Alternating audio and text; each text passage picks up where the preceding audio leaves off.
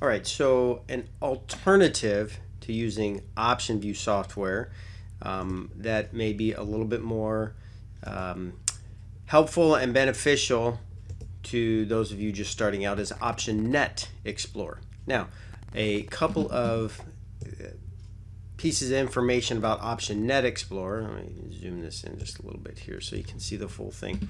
All right, so this is the software. It looks very similar to OptionView, however it is a little bit different, and you'll see that the pricing is significantly less than OptionView. But there's trade-offs, right? I mean, you don't have all the same exact features that you get with OptionView. Some features I personally like better. Some features I'm not a big fan of. But this is what the platform looks like. And one of the nice things about this with OptionNet is when you go in and backtest, you are able to backtest extremely quicker. Because the data resides on a server elsewhere. I'm not a computer techie guy, so I don't know exactly how and why it's so much faster than OptionView, but just suffice it to say that it is extremely more responsive and quicker on the updates. Even if you go through in 5-minute increments at a time, or you can have a play speed, end of day intervals, minute by minute intervals, 15-minute blocks I think is the smallest, or 5-minute actually. And so it's much quicker to get through back testing strategies and methods than OptionView. All right, but the downside or the drawback, the caveat to that is you have to have thinkorswim installed first. All right, so you need to have a thinkorswim module platform open first, and then you log into OptionNet. And what it does is it pulls the data directly from thinkorswim. Now, I do believe that you can go under your configuration tab and you can pull from other brokers. I personally use thinkorswim, so that's what I pull from, and it works very quickly. All right, so let me just model a quick little trade here and just show you what it looks like and what the differences are. And if I were just to come right here, we'll say 65 days to expiration. If I just model the simple at the money butterfly that was balanced, looks like this. You can see, you've got a couple of things that you can look at. You've got your T+0 line. The color shading is different. You're not able to adjust that. The background is different. You are not able to adjust that, but you can look at only one line.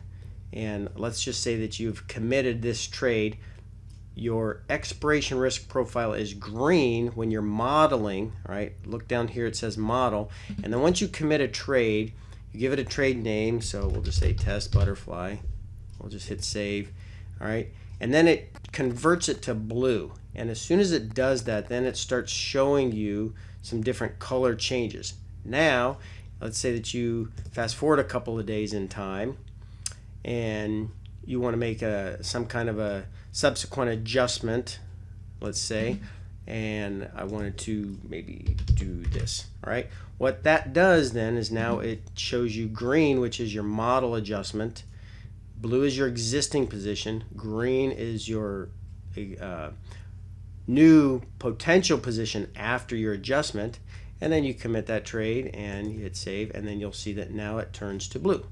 All right, so that's a pretty cool feature. That's nice.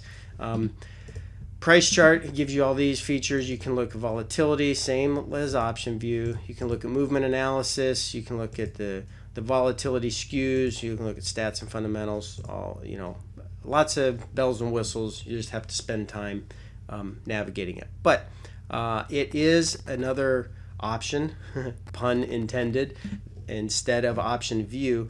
But either one of those two software packages, I think, are mandatory, highly recommended if you're going to take this serious and you want to spend time testing and modeling, and furthermore, for tracking purposes, because thinkorswim is not the greatest on keeping track of positions after adjustments are made, and you need to have a a plan in place so that you know at a minute's notice what your existing positions are doing and what the P&L is and how they're reacting. And you can get that, you can get all that and more with OptionNet Explorer or OptionView. But this is, OptionNet, and I wanted to give you a quick introduction and a quick exposure to it. I am personally gravitating towards more and more using this. I still do use OptionView, but I'm going back and forth between the two, and probably will for quite some time. All right, so on to the next lesson. Thanks, guys.